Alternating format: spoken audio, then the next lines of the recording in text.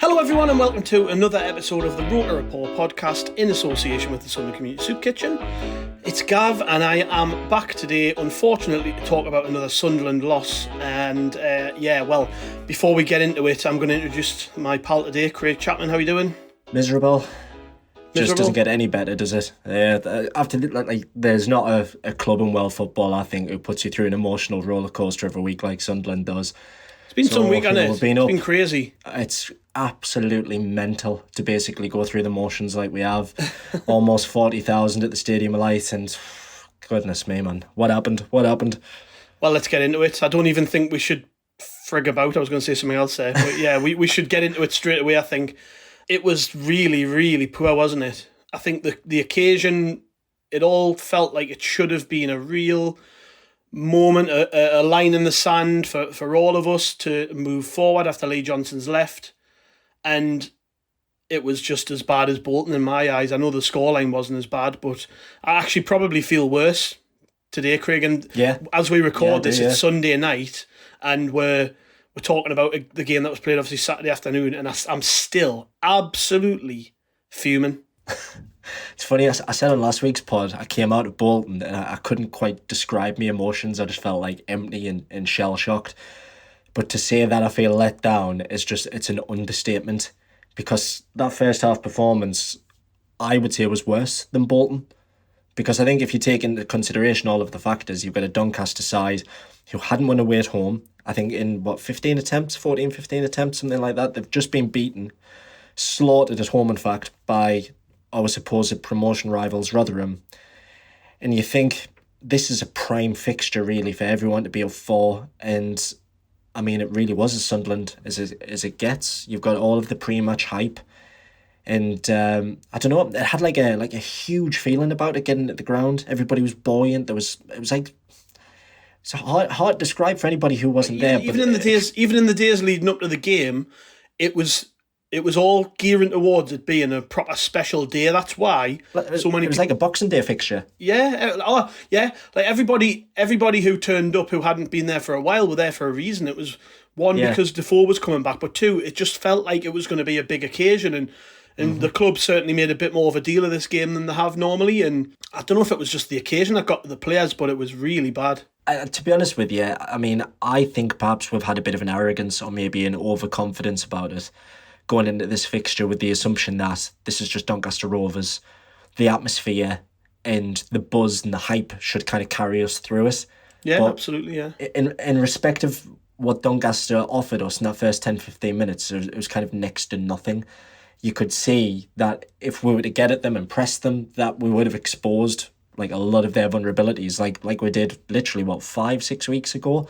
And it was, I mean, as soon as they scored it was just the writing was on the wall, and we had no response. We just went into our shells again. And to be fair to the crowds, I know Sunderland fans will routinely be questioned and criticised, but we're rallying around trying to get them back into it, and they just offered nothing in response. It was, I mean, like I say, that first half, genuinely, I would say it's worse than Bolton, and we were talking last week that Bolton was the worst performance in our club's history. So what does that say about yesterday? Yeah. I mean, it was minging. The writing was on the wall for me when I was in the pub before the game, and the fella next to us was like, "Have you seen the team?" I was like, "Oh no, I didn't even realise it was 2:00. What is it?" And he went, "There's only one change." And I'd heard, so earlier in the day that was the case, but I wasn't sure whether the information was legit, and I was like, "Oh, hope that's a load of shit." And then obviously for it to be true, that Mike Dodds, who has never managed this team before, has literally nothing to lose because he's guaranteed a job regardless, you know what I mean? He's only doing this until we get a manager in place.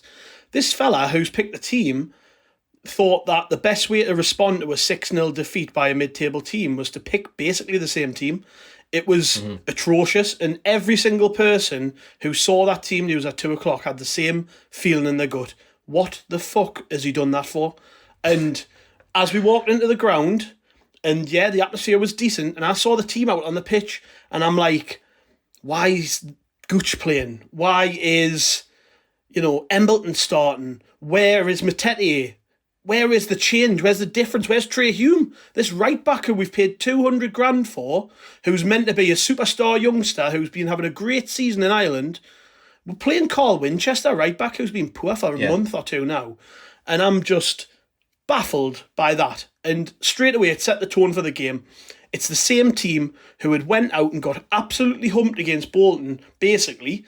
One change was Diaco for Pritchard. And to be fair to Pritchard, I think Andy gave him man the match on the site. Pritchard was probably our best player, best of a bad bunch. Yeah. Really. But other than that, my God, these players were terrible. And everybody from the freaking tea lady to us lot in the stands. I mean, I was having a piss at 75 minutes, Craig, and I was stood next to this bloke in the trough, and he's going, if us piss fans can see that's not going to work, how can them lot in the tracksuits not see it's going to work? And I'm like, you bang on, mate. Every single one of us who saw that team at 2 o'clock knew it was the wrong team. So what the hell have they done all week leading up to that game to pick the same team? Honest, I'm getting raging thinking about it now because we're over a day out of this game, and I'm still wondering what was going through that bloke's head when he picked that side. Yeah, for our own sanity, it might be worth just ending the podcast here, to be honest, because I think as this goes on, it's just going to get worse, isn't it? Christ, it's like a therapy session. No, you are right. You bang on, because if you think, look, there's been some mixed messages in the fallout. I seen a suggestion to somebody who was formerly with the club, who was basically an affiliate of said person. I don't want to name who they are, but I seen somebody say in response that apparently Dodds did not pick the team. And it was almost implying that Kyril and Speakman, which we'll inevitably get onto, that he picked the team. And I'm just thinking, look, if that's true, Speakman should be on the touchline. But like you said, it's playing some of these lads who you could just see they're so devoid of confidence now. They're just, and some of them really do need a rest. And I mean, look, like we were talking last week, at Bolton, granted I pissed off a couple of minutes after 4-0, but when we made some of the changes, the brightest players on the pitch was the substitutes. It was Clark, it was Roberts. They were trying to get something going, even though the game was well and truly lost by that point.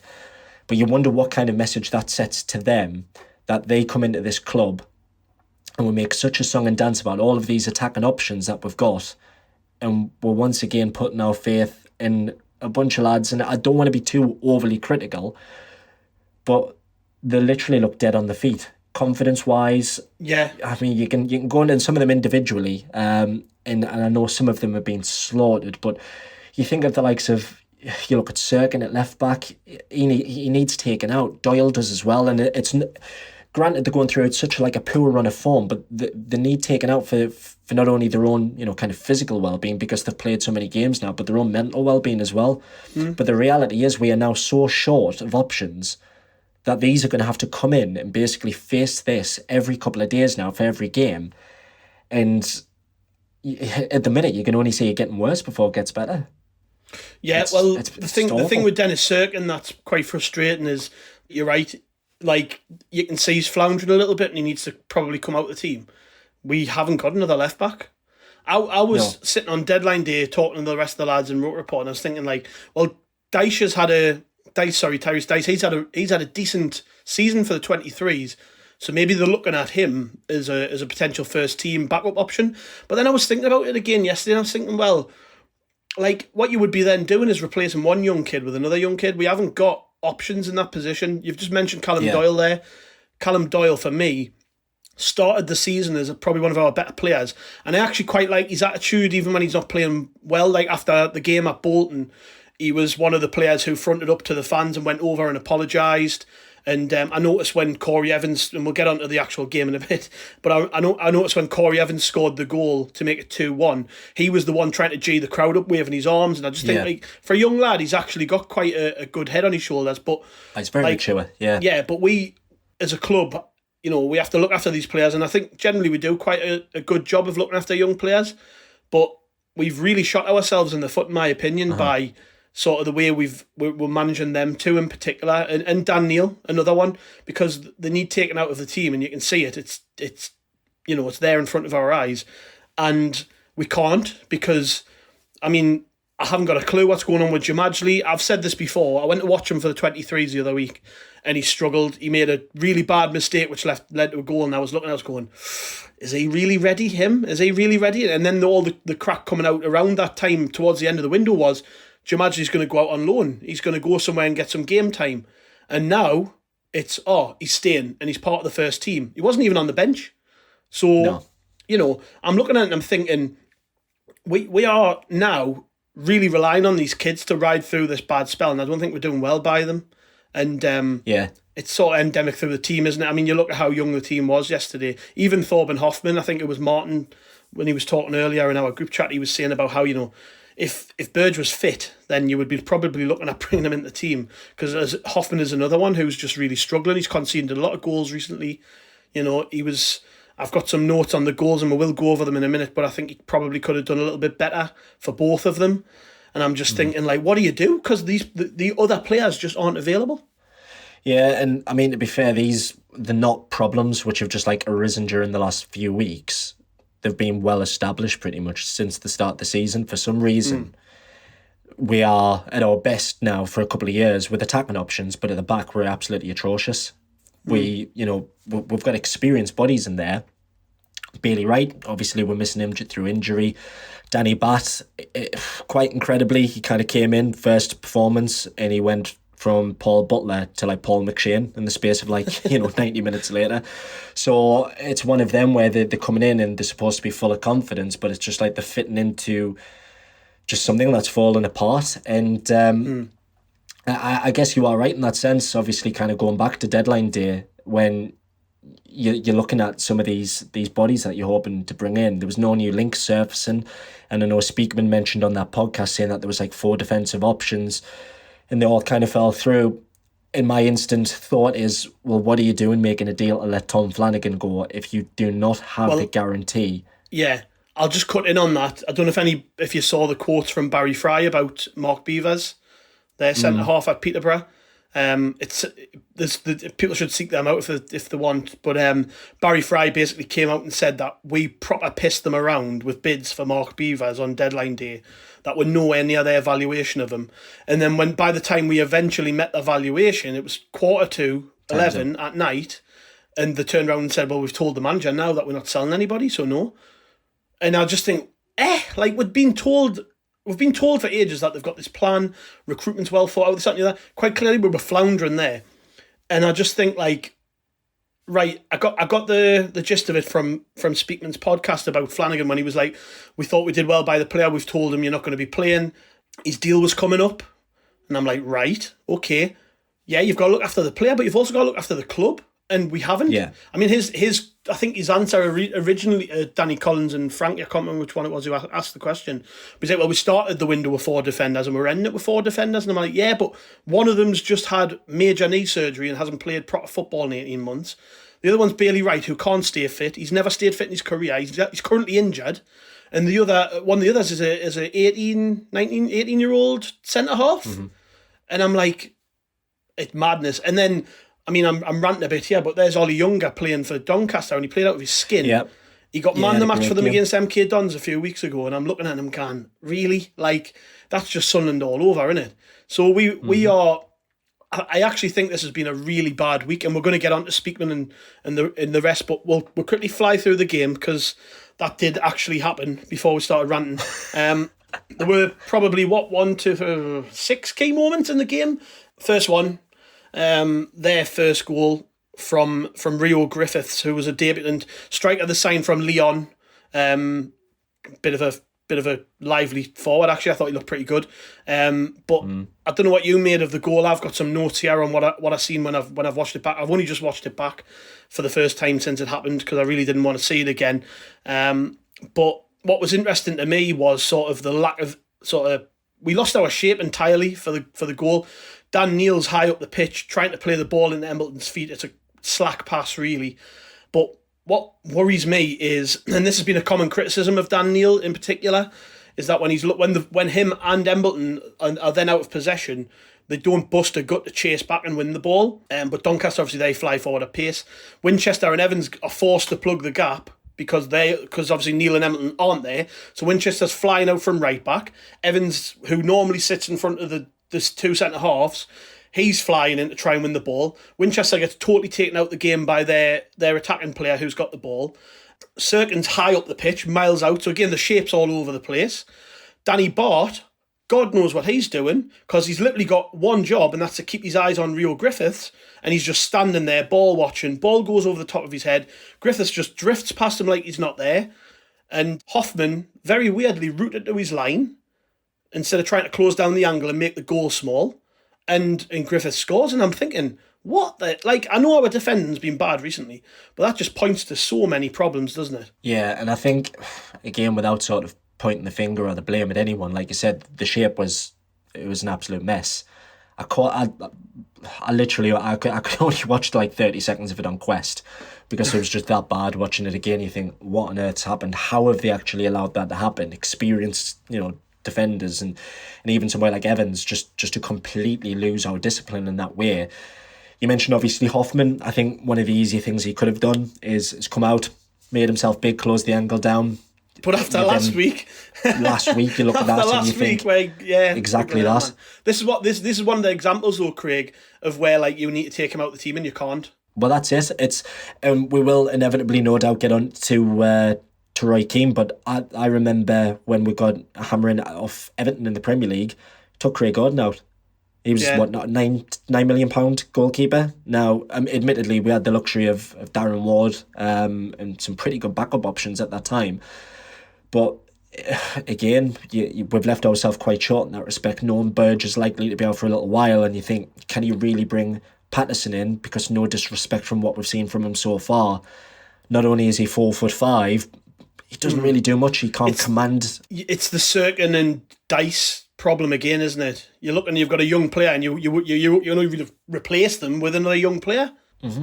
So at the minute, unfortunately, having a look at our back line and the options that we've got, essentially, over the course of the past week and a half or so, we've literally weakened the weakest part of the squad that we've got. And now, if you've got a side like Doncaster coming up, and like I say, to have not won any games away from home, this one's a free hit. We're going to beat these by 4, 5 or 6. But the fact that they took the piss at times. They really did, and they actually frightened Sunderland a good few times. They hit the post. There was a couple of opportunities that just went wide. Mm-hmm. And, Christ almighty, that second goal just before half-time, obviously, we're going past the first one now, but it just killed us. It just absolutely killed us. And you think, the fact that there's no response and everyone's just looking at each other and they're pointing fingers, and you're just looking at that and you think, what on earth has happened to this side that 4 or 5 weeks ago after humping Sheffield Wednesday, you're looking at it and basically saying that we'll beat anyone. Yeah. And to be fair, I'm convinced that we will when we're on our game, but what yesterday has highlighted is, to be fair, if Sunderland are to lose a game, we've lost them in all different variables now, so you're pretty confident that any side could come and beat us based on our current form. Yeah. Looks like we've just fell into that same pattern again, and I just can't see us breaking out of it until basically they get this managerial decision right over the course of the next couple of days, hopefully. But like I say, we can throw Dodds under the bus. I think the team selection was just absolutely horrific, and looking at that first goal again, so many people out of position. Winchester in particular, he's a central midfielder, so you can kind of give him a bit of sympathy for that. That's why he's so far out of position, because we're asking him to play 3 or 4 different roles, and it's inevitably going to bite us on the arse. Yeah, we've skipped over a bit there, but you mentioned hitting the post, Doncaster. I watched that back and again, and I don't want to. I feel like I'm picking on him, but you have to point these things out because, as you say them, it was a little bit of slack play from Neil again. I think he turns his back on the ball. It's a sort of half-arsed sort of turning his back, not really trying to stop the cross properly. It deflects off Doyle. They get a little bit lucky, to be fair, and thankfully hits the post. But then the second goal, Tommy Rowe's goal, it's Neil again, sort of.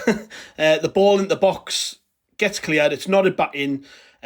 Doyle, someone else who we've already talked about, he goes to the ball, but if he does that, he has to win it because he's coming that far out of position. If he doesn't win the ball, he's leaving a big gap behind him, and that's exactly what happens there, man. Nicks it round the corner of him, finds Rowe, who's Dan Neil's man, and Neil is actually pretty tight to him, but he still managed to score. For me, I know this hasn't been said a lot, but I think from looking back at it, Hoffman's expecting the ball to be low, so he's already sort of down to make a save. Yeah, he's committed. And the shot is head height. You know, if he stands up, he probably palms it over the bar or, you know, punches it away, but he isn't. He's sort of already going down to stop the near post shot, and it's above head height, and he's like on his knees when they're scoring. I'm just like, these are the marks of a team who just aren't ready for this. What they're getting into. Like, these are a poor side, Doncaster, and we're letting them score the most basic of goals. Just really disappointing. Yeah, because I mean we've had defensive frailties all season, but we're just not learning from those lessons. No. And you think after a 6-0 drubbing last week, the reaction or lack of, so to speak, they were talking in the week how we've had a good week in training and stuff like that, and I'm just wondering what have the work done. Because it just literally looks like they've picked up from where we've left off. And, you know, you can attribute the blame to the coaching staff or whoever stood on the touchline, but the players have got to take a collective responsibility as well. And I think they were absolutely atrocious. They not only embarrassed themselves, but they embarrassed the club on, like I say, what was just a massive occasion. And here we are once again, a massive opportunity missed. And you can probably write off the automatic promotion spots now as a result of this, where, I mean, look at Rotherham. They went and beat these 5-0 comfortably the other day. From what you're reading from some of the Doncaster fans, they were lucky to get away with 5. And here we are. I don't even think that we had sort of 5 efforts, really, that threatened them in the entirety, or at least looked like they were goal-scoring opportunities. But I mean, what do you say? Yeah, we had a slightly better second half, but I think by that point it was too little too late. I mean, there was the goal that never was. It did cross the line, like, great cross in by Pritchard. Ross Stewart heads it. I think it's clearly over the line because the way the goalkeeper sort of crowds the ball, the linesman totally misses it, and it's not given. But, I mean, you watch it back, you can see it's crossed the line. Then not too long after that, this is after Jack Clark's came on, and I thought he looked really promising when he did come on. He wins the ball inside of our half, carries it at pace, rides a couple of tackles, feeds it wide to Embleton, who does what he seems to do every game now and cuts inside and hits the post. And then Clark's involved again for the goal we actually got. He plays it into Pritchard, another sort of hopeful cross in. Keeper does really, I think he does us a favour. It's poor from him. Sort of nudges it into the path of Evans and he scores, but really we didn't do enough. We didn't do enough to get back in the game. All right, we had a couple of moments, but it shouldn't take till you're 2-0 down, right, to kick into gear, especially when you're playing bottom of the league. Like, that's probably one of the most disappointing things, really. This is a team who, I was at Doncaster away, what was it, just over a month ago? And I said then, they are the worst team I've seen since we dropped into League One. And I stand by that. Like, based on that game, that's the worst team I've seen Sunderland play since we dropped into this league. I mean, night and day, wasn't it? Like, it totally shows the change in sort of mentality, not just from, and I said this in the build-up about how they've recruited quite a lot of players since that game. And I know we have, but at least they put this in the bloody team. The interesting thing about that game, I thought, was, I mean, we scored early, but it was kind of like the fans on either end, if you like. I remember just kind of when the goals were going in and celebrating them, but it felt like we were playing like a cup tie against a team a couple of divisions below because they were that poor. Yeah. And granted, they've nicked a couple of results here and there, but they're still the same side. I mean, they got beat 5-0 in the week at home. So it's still kind of evident that they're not very good. The league position reflects that. And you can talk about excuses and what have you, but if you have any aspirations of getting promoted, naturally you've got to win your home games, but you've got to beat a side, even if it's just 1-0, even if it goes in off somebody's arse, you've got to beat a side who have not won away from home all season. I mean, they're terrible. They will get relegated. I'm pretty certain they'll get relegated. But based on that showing, I mean, we've got to go up against a few of their relegation rivals. To be fair, they'll all be fancying a chance at Sunderland at the moment, based on that, on what they've just seen, because they've got nothing to lose. Free hit for Doncaster yesterday, and lo and behold, they've come up and, you know, they've weathered the big atmosphere, and like I said, credit to them, they've done well. And if we got an equaliser, or, you know, they give Stewart's goal, or Embleton's shot goes in, we wouldn't have deserved it. You look at the stats, admittedly, I think we had like 75% possession or something like that. We've done dick all with it. We were absolutely terrible. That sort of brings us on to a point. Just something I'll touch on what you've just said there. I think it was Andy Dawson was on TalkSport the other day talking about us, and he was very critical of the sort of way we're trying to just play football against everybody, and that really you just need to shitbag your way out of some of these games to get out of the league. And that this is evidence of it. Like we just tried. You've just said there 75% possession, yet we got beat. And I just think sometimes, like, why are we trying to play one way all the time? Like, I love the way that we play sometimes. We've got some fantastic players who can play some really good football, but there are certain games where you have to change it up. And like you can point to so many of these results this season. Rotherham totally outbattled. Shrewsbury away totally outbattled. This game totally outbattled.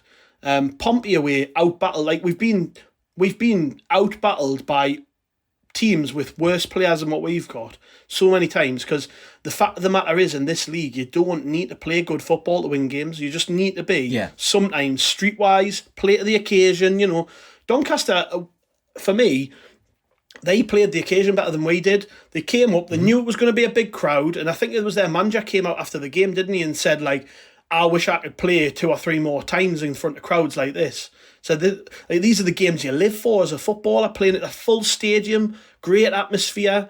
You know, we haven't even got on to Defoe yet, but Jermaine Defoe's return to the club. It's a massive occasion, and his team talk will have been simple. Go out there, spoil the party, you know.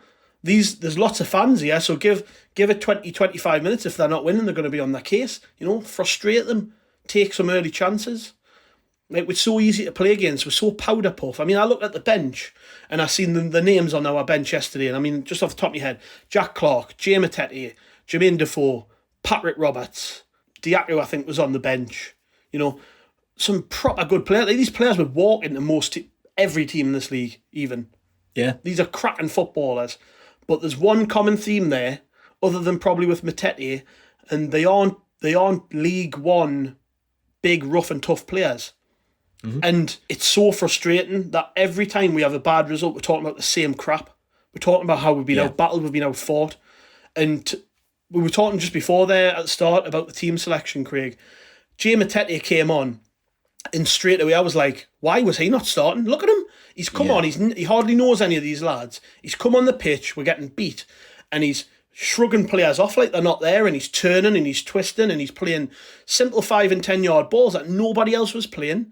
And I'm looking at them going, this game was made for him. They were always going to try and out-battle us. Why wasn't he starting it?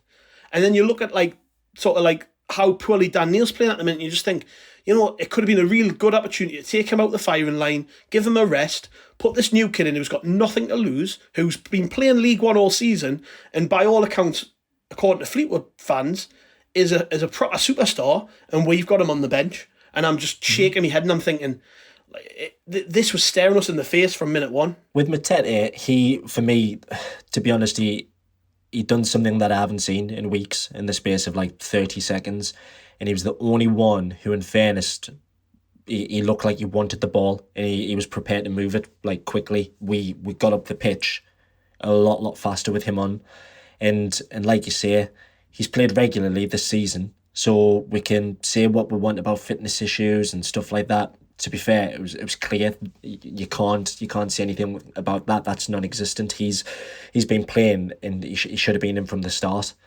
And like I say, if you're signing some of these lads and you're making such a big song and dance out of it, what an opportunity against a side who are rooted to the bottom of the table for a bit of confidence.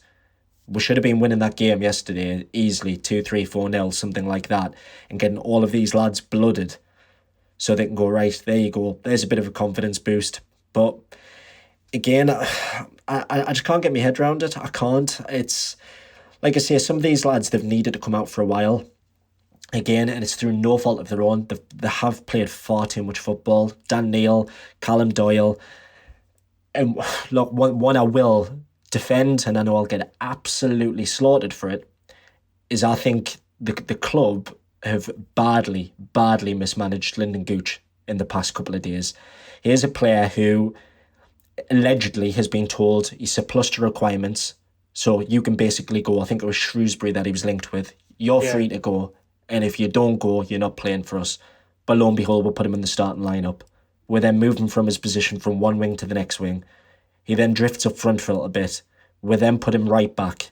And you just think, he's public enemy number one at the minute. Like, he literally cannot do anything right. And that's clearly impacting him. It's affecting his game overall. But if you think again, if you're somebody like Mike Dodds and you've watched this side get beat 6-0, you'll probably be able to pick up on their mood and morale around the place. Take them out. Bring these lads in, like Matete, like Roberts, like Clark, and just give them the opportunity, because it wasn't exactly an atmosphere where everybody was baying for blood. We were all there urging them on. And like you say, we can do this to death, but yesterday was an absolute farce, and ultimately it was through our own doing. It was just an absolute mess. I'll just quickly, you mentioned obviously Andy Dawson about this particular way that we're playing. I agree. When we're playing on a perfect bowling green, it's absolutely fine. But at the minute, we don't have a squad of players I would consider who are suited from playing out from the back. Because what we'll do is we'll give it a go, then lo and behold, we'll start lumping it forward to Stewart, who's normally got 3 men round him. What's he going to do? When the pressure was on and we were trying to play out from the back, you could see it affecting the players. So the crowd are getting on their case because they're making mistakes. And then Hoffman gets the ball and he's still rolling it out to Doyle and Bat, and nobody wanted it. And my mate stood next to us going, look at them, nobody wants the ball. Like the defenders have got the ball and they're looking around and they're having to go sideways to the fullbacks because literally nobody wanted it. And that's when you've got to, as a coach, look at the situation and go, we need to change this, because if we keep trying to play this way with players who are being affected with bad confidence, then we're going to make more mistakes. And that's basically what happened, I think. And I mean, even though the second half was better, we weren't good enough and we lost the game. Just to round off the talk about the game, Mike Dodds' post-match comments, Craig, why is that interview gone out? Because, I mean, everyone who's seen it turned around and said the same thing. Like, what's he on about? Seriously. First thing he did was, when he was asked, he looked like totally dishevelled. And he's like, first comment was, well, I feel bad for the boys. And I'm thinking, mate, how are you? Read the room. No. At least when Lee Johnson we used to get on the end of a hiding, Lee Johnson would come out, the first thing he would do was apologise to the fans or talk about the fans, the paying customers, you know what I mean? Because ultimately they're the most important people when you're getting humped like that. It's not the players.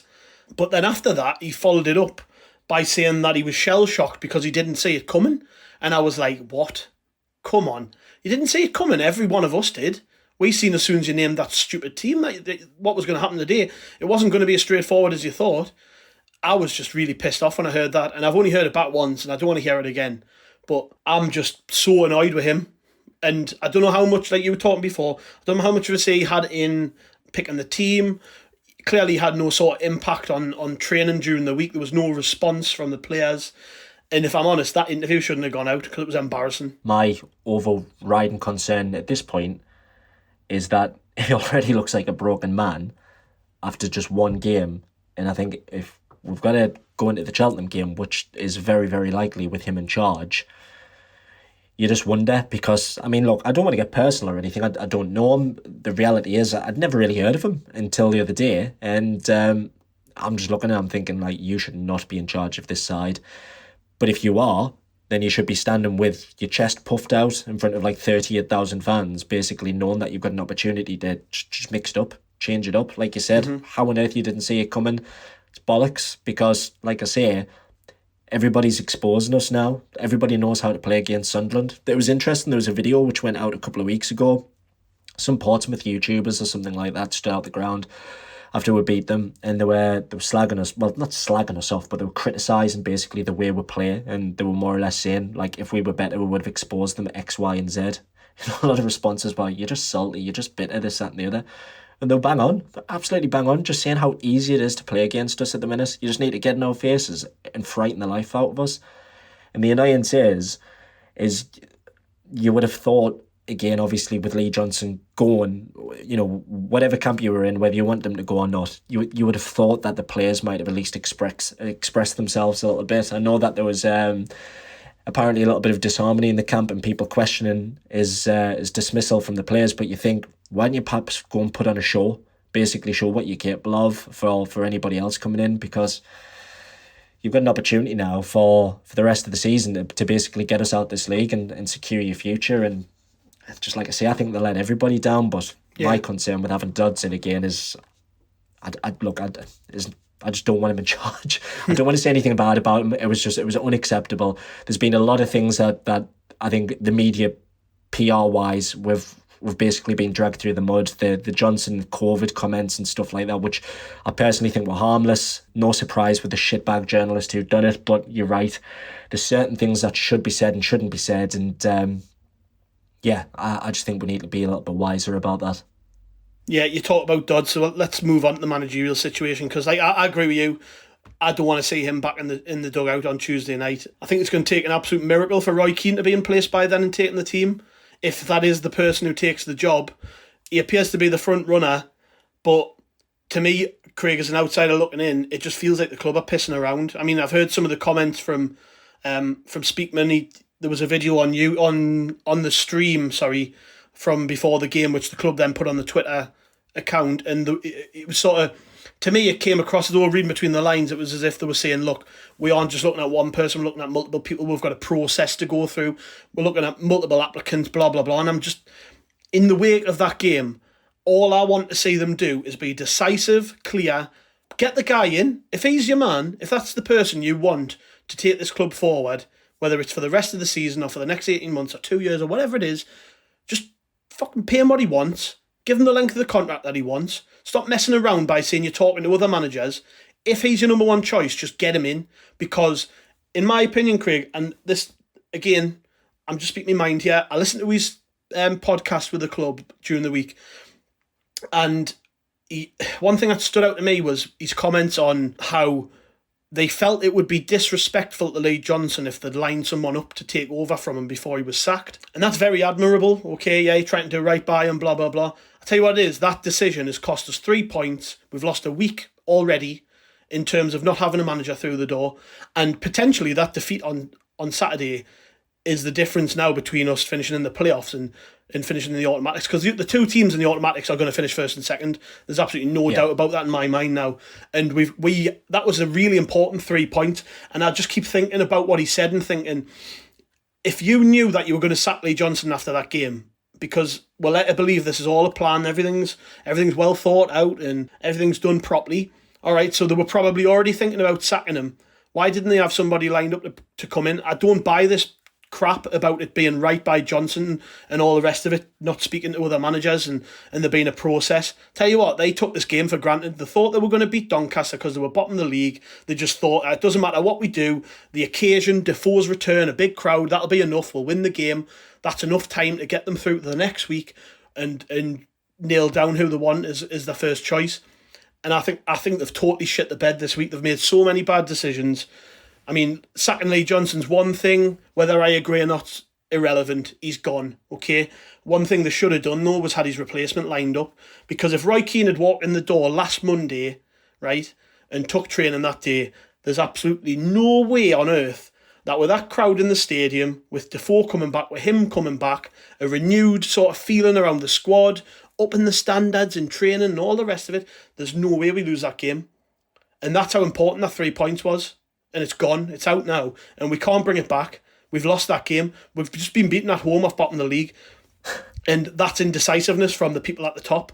And I've been really supportive of Christian Speakman and Kyril, but I tell you what, they've shit the bed this week. And it is worth noting you say about the support that they've had, because considering, previous regimes and stuff like that, not getting into it now, our hands have certainly been badly burned, but these have been given a long period without questions being asked, and a lot of fans have been bickering with one another on social media about give them time, do this, do that.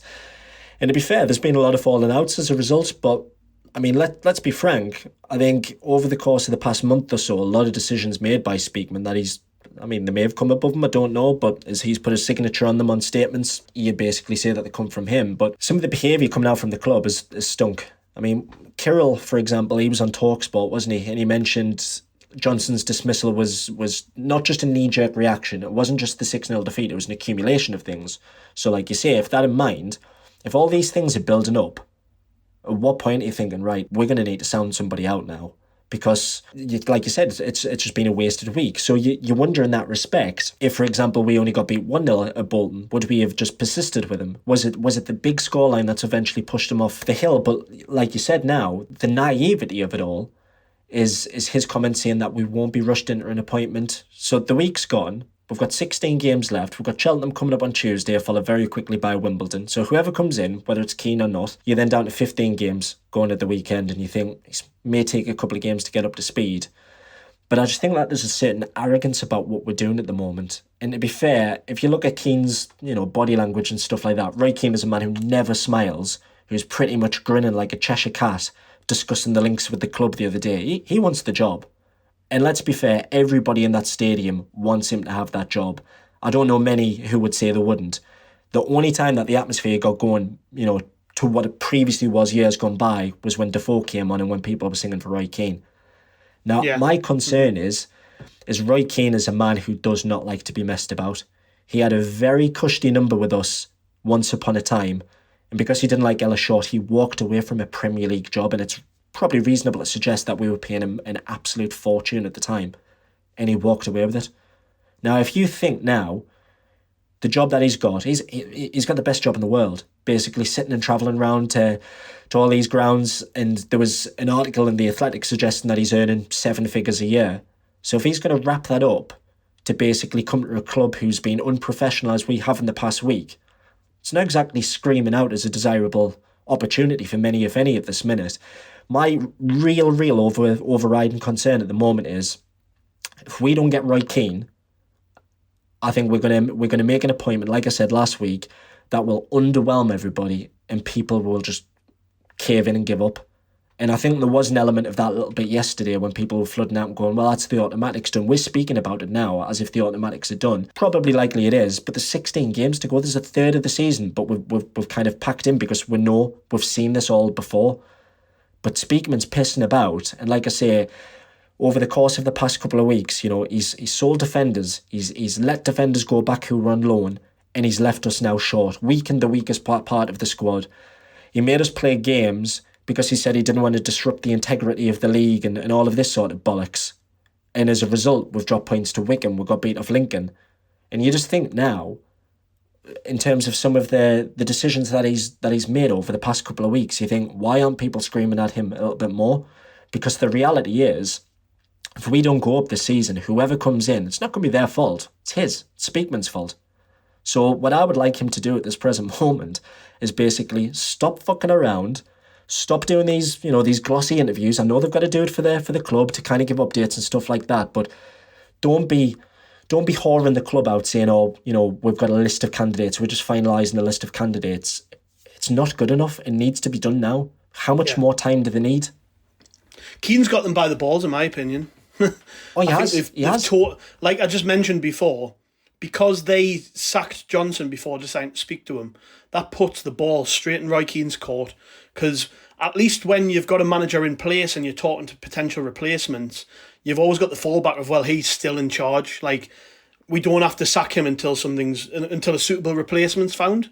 So, that gives you a little bit of leeway in the bargaining for the job. But with this particular situation, Roy Keane doesn't have to leave his cushy little lifestyle, like you just said. No. He can do what he wants. These all have to be on his terms. There was rumours that they were only going to make him a short-term offer. Why would he leave what he's got now just to jump into a 3-month job? If he comes back to management, he's going to want a decent length of contract. You just mentioned about how much he gets paid on TV. He'll want a good wage, and I don't blame him. Because why would you leave all that behind to come and take a low-paid job? I say low-paid, but low-paid in terms of management. And on top of that, we've dillied and we've dallied and we've come out, and Speakman said we're speaking to other candidates and this, that and the other. If I'm Roy Keane, I'm thinking, are you going to stop pissing me around, or what? Do you want us? Because if you want us, make us a good offer. I really want to come, but you've got to meet us halfway here. And I'd say we're just speculating on what's going on, but the fact that we've been talking about this guy potentially coming in for nearly a week now, and he still isn't through the door as of recording, tells me that for whatever reason we aren't hitting his end of the bargain quite yet. And like I just said before, Craig, I think it's cost us 3 points against Doncaster, because really we should have had him in by then. We should have had him in before that game. We should have had him in the dressing room around the players, reaffirming what he expects from them, and that result wouldn't have happened. There's no way on God's green earth that we get beat 2-1 off Doncaster at home with Roy Keane in charge. Not when it's his first game. Well, look what he said on Friday. The most important standout thing was the contract has to be right. Basically, he was saying about the club has to be right, the manager has to be right. And then Ian Wright chirped up immediately afterwards, didn't he? And he said, everything's got to be right. Everything's got to be right upstairs. And like you said, if you think of a man of, say, Roy Keane's stature, who I think a lot of people are, maybe sometimes dismissive. I've read a lot of people saying, well, he's a failed manager, this, that and the other, he hasn't done nothing in 10 years, and it's crap. Obviously, he was with Ireland, he was with Villa, he's with Forest. And I think a lot of people are very kind of easy to misjudge who Roy Keane is. And if we were to bring him back, then Sunderland become box office again. If you remember when he was in charge, we were on the back pages of every newspaper every single day because of just who he was and what he brought, the aura to the club. And if you think Defoe's little cameo, that put 10,000 on the gate. If Roy Keane comes back for the next game, that will happen again. It's like I said, that basically the fans are doing our part at the moment. It's the football club that's letting us down. And you mentioned, quite a while back now about this plan and structure and whatever they want to call it. I know that they've been getting criticised for the way that they speak and some of the behaviours and this, that and the other. But the whole idea of this new way of working was the head coach was supposed to be the most replaceable person. So Johnson goes, you bring somebody else in. But like I say, his bargaining now has grown considerably stronger. I've just got a horrible feeling he's going to turn it down. My overriding concern is flash forward next week, we're going to have somebody in charge who none of us want. And then we're going to have to obviously slog it out for the rest of the season. But you're quite right. We now know, basically, look, it's easy to tell. I think he wants this job. He said that in the interview with Gary Neville, didn't he? That everything's got to be right. And I think right now, basically, we've just got to make sure that we sound him out. We'll get this resolved. Even if he's not going to take charge for Tuesday, get him down there. Get him in the stands. Get him to meet the lads. Because I know for one thing, I'd be lifting my performance if I was a Sunderland player, thinking, right, here's Roy Keane now. I'd be doing everything I could to impress him, because there should be an absolute awe of a man like that coming to manage them. Yeah, well, we'll see, won't we? I think the one thing, and this has been quite I wouldn't say negative, but yeah, probably negative, because there's been a lot to be negative about in recent days. I think one thing's for sure, that if he comes in, it does change the mood again. You saw what happened with Defoe. We got pumped 6-0 last weekend, and like you just said, we signed Jermaine Defoe, and there's 10,000 extra people in the ground. Like, it's huge. What a sort of mood lift that'll give, and it'll be the same if Roy Keane gets a job. It's important to go back to what I said before. We just have to get it done. Stop messing around. Stop pretending that there's other managers that are just as important, you're just as interested in them. Just get it done. Give him the contract he wants. Give him the length of deal that he wants. Give him the money he wants. Get him in, because we need to save our season. Like, it's a proper SOS moment now. We have to save our season. We're so far off the pace. We've totally shit the bed in the last 6 games. And if we don't get it done now, we never will. I was going to talk about the Cheltenham game, but I'm conscious of the time, Craig. I had a quick look at them. We play them on Tuesday night. They've not won in 13. So there we go. Oh, lovely. There we go. Cheltenham 1, Sunderland 0. Thanks for listening. In the stars, isn't it? Good night. Yeah, well, let's just hope that we win the game. Keane gets the job. He's in place by Saturday at least. And we just get this bloody season back on track, because I can feel it withering away, and it's not good, is it? And I don't want to be... We are never really... I wouldn't say we are never on this podcast particularly negative. I think you've just got to be real sometimes, and a lot of the time we try to see both sides of the argument, and I've been really supportive of the owner and the sporting director. I just think that this is the first massive call since they came into the club, and they're getting it so badly wrong, it's unreal. Yeah, and they have to, like I've just said, they've got to save our season, because if Sunderland don't get promoted this season, it's a disaster. And if it is the playoffs, I'd rather have Roy Keane on my corner than any of these other absolute losers that we're being linked with, who've only ever managed crap Championship and League One teams. And I just think, you know what it is? All right, he might have had 10 years out of management, but tell you what, he's the last bloke who got Sunderland promoted. He knows how to do it. He knows this club inside out. So let's just get him in, because every day that Witter's away, we're wasting time. We're wasting time. Any final thoughts, mate, before we go? Because I've ranted on enough. Just one thing on Roy Keane, we talk about like the lift and stuff like that.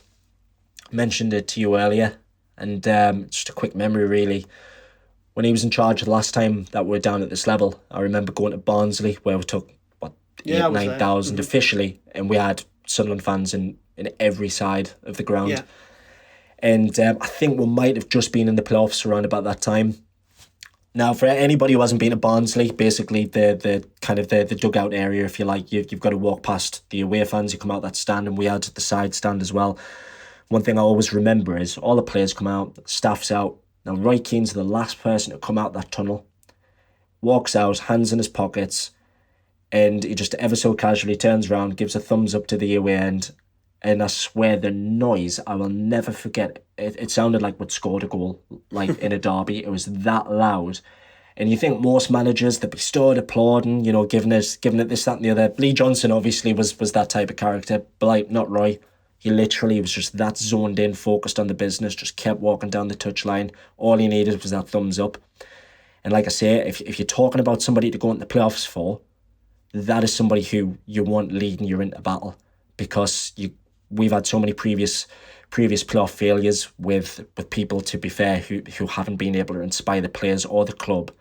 And if we're talking about putting thousands upon thousands on the gate, even if we know that we've got to go into the playoffs, if you've got Roy Keane, if you've got Jermaine Defoe, that is something that is going to put the fear of God into other teams.